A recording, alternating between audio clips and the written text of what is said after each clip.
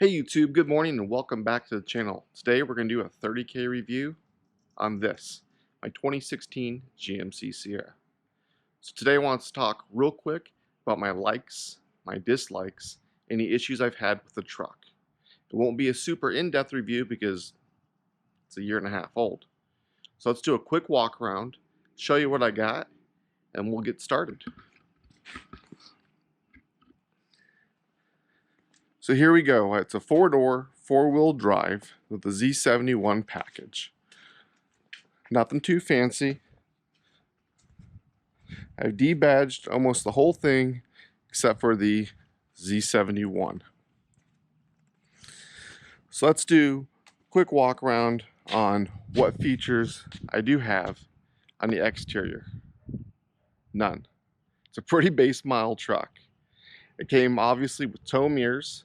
It has the really cool LED lights in the mirrors. Let's see if you can see this. Right here.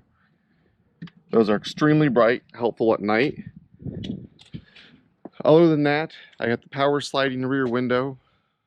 I think that's all the options this truck had. So let's open it up and see. So on the inside, it's extremely base model. I got the center console because this is the seat I had to have. Until now, I've had pretty much leather in all my vehicles except for the two most recent, this one and my wife's.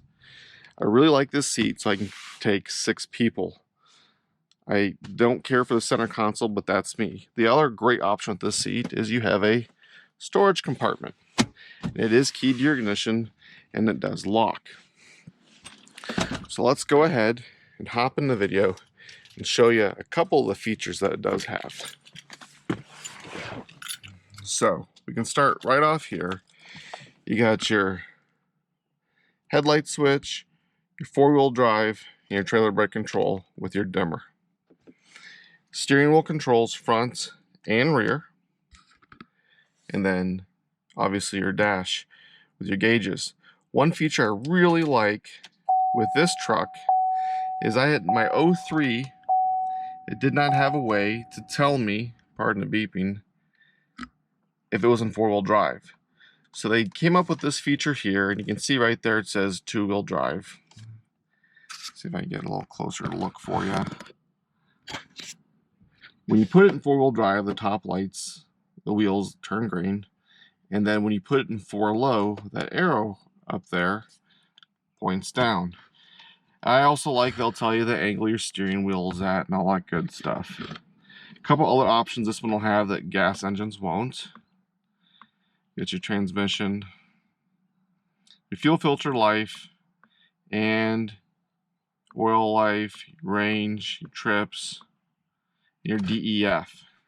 Now this one's a little different than the Dodge and the Ford. This one says it's okay until you hit 30%. I actually just put DEF in it today, and it resets after you put 2 gallons in there. So I was down about 15%. I put 2.5 gallons in. I'll get the oil change here in about 800 miles, and I'll put the other 2.5 gallons in. So nothing too fancy there with the instrument cluster. Go back to my off-road page. Now those bottom wheels will actually turn yellow. They'll say low traction. It happens quite a bit in this truck, unfortunately. Coming over here to the center stack, again, not too many options in here. I don't know if you can see it with the light or not. Down here, you got your pedals, traction control. This is the button for those lights on the outside. Those mirror lights are phenomenal, especially when camping or hooking up a trailer at night. It also has lights underneath the bed rails that turns on the light on the center of the cab. It will not work while driving forward, but it does work driving backwards. You got your parking sensors in the rear, your hill descent control, and your exhaust brake. That one's pretty cool. It's just like putting your truck in tow haul mode, except for it only it doesn't hold the shift. It only works when you're slowing down. I did get just the single air conditioner and then the big radio. And that is one option I really did want. I didn't like the little radio and I didn't feel I needed navigation because if you go to your home screen here, Right here you have Apple CarPlay when your phone is plugged in, or this truck has Android Auto. For some reason in 2016, they stopped putting Android Auto in these, so when I bought the truck, I made them upgrade. And you can do that in your truck too if you don't have Android Auto. You got obviously your air vents. Now this truck, the air vents in the center, I was told, blow out more air than these side air vents because they deleted the air vents in the rear seat. I don't know why, but they do blow out a ton of air, and my kids have never complained that they're hot. And then this year, you have your lower glove box here, which your cabin air filter is behind there. And then you have your upper air glove box, which it's got your little build sheet back there and a USB. So you also have 2 more USBs in the center console and a power supply. When you come down here, you got your ashtray, or I used to use it to keep keys, and 1 more power supply there. Other than that, it's pretty base model. I do have the WeatherTech floor mats in here. There is carpet underneath, but yeah, that's about it. Let's go ahead, look at the back seat, see the options we got there, which there won't be hardly any. So in the back seat, yep, that's it, cloth seats. There is 1 power supply down there. I do have the GM seat cover on there, and that's it. I got absolutely no options, and I did that for the price. I bought this truck in February of 2017. So what that means is the new LP5 engine had come out, and they were giving these away. I got it quite a bit under MSRP.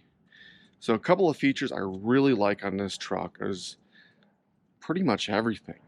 I don't care for the seats as much. I like the seats in my 03 a little bit better, but I felt they had more bolstering, but these seats are just fine. I really like that sound deadening. So if you look right here, you got your weather stripping. But if you come over here, there's a second set of weather stripping. So the first set's there, the second set's there. And it's the same thing on the back door.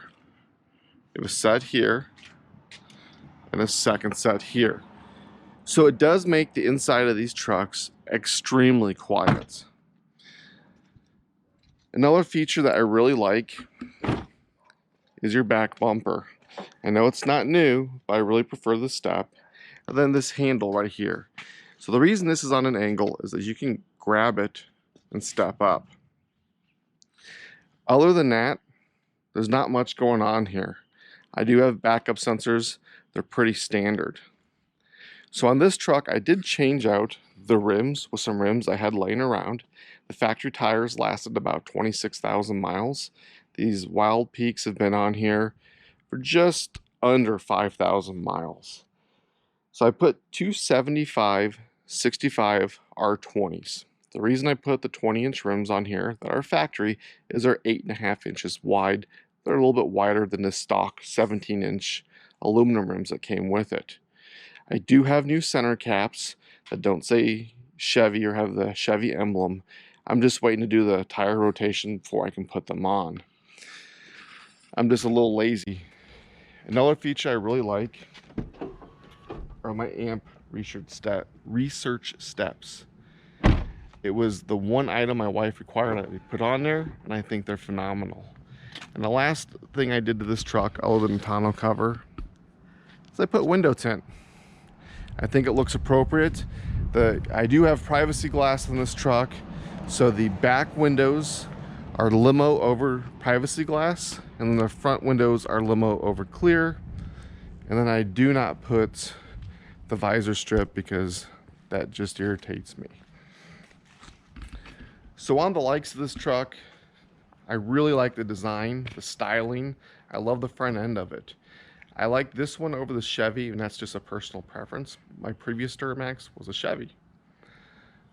Let's talk about some dislikes of the truck.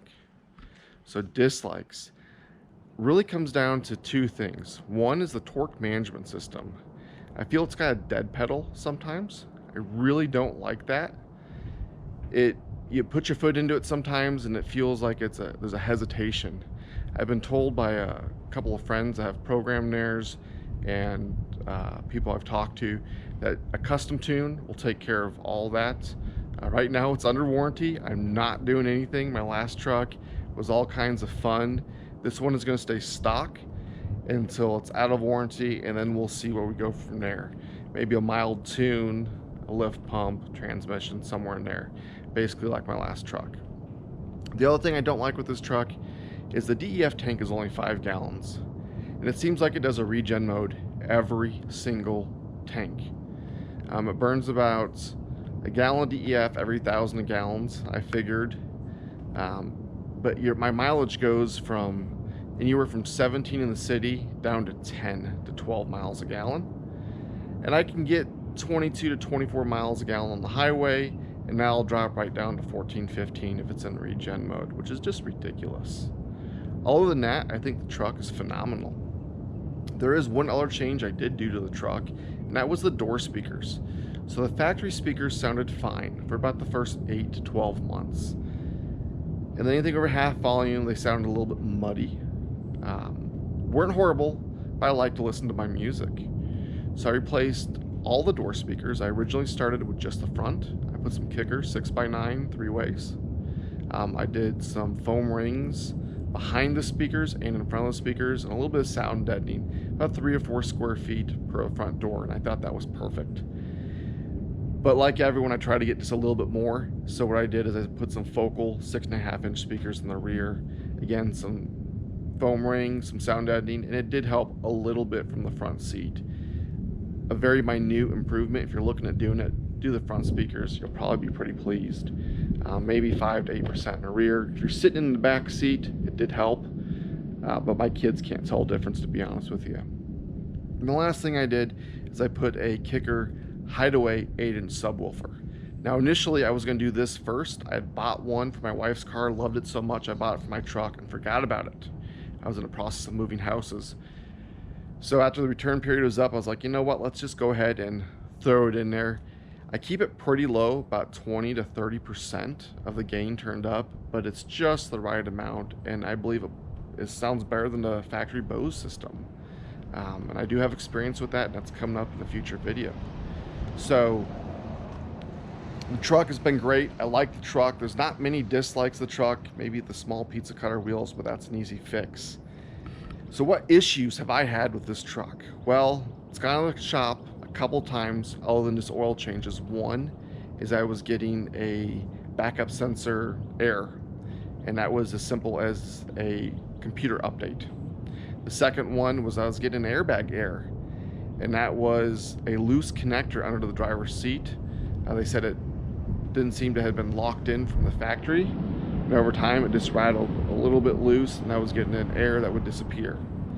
And the third one that's happened recently was a new battery. It's a 1.5 years old. I know it sat on the dealer lot for almost a year, so that doesn't surprise me at all. So other than that, would I buy the truck again? Absolutely.